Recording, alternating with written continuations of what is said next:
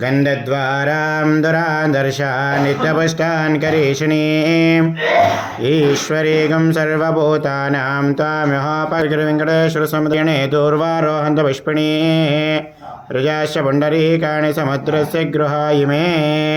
ॐ आयने देवरायणे दूर्वारोहन्त पुष्पिणीः रजाश्च पुण्डरीकाणि समुद्रस्य गृहायिमे क्षतोदकस्नानम् सद्यो जातं प्रपद्यामे सद्यो जाताय वै नमो नमः भवे भवेनाथ भवे भवस्वमां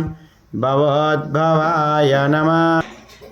मनसखा मम कोतिं वाचः सत्यमशीमहि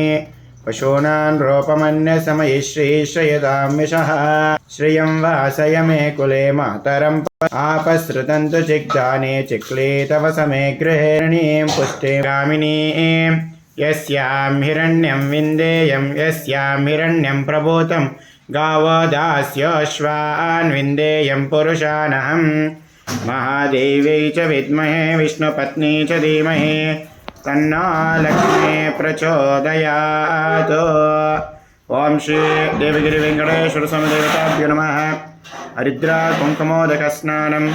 समर्पयामि ॐ योपां पुष्पं वेद पुष्पवान् प्रजावान् पशमान् भवति चन्द्रमा वा अपान् पुष्पं पुष्पवान् प्रजावान् पशमान् भवति य एवं वेद योपामायतनं वेग्निर्वा अपामा यो अग्निरायतनं वेद पामायतनं वेद आयतनवान् भवति यो वायोरायतनं वेद आयतनवान् भवति ॐ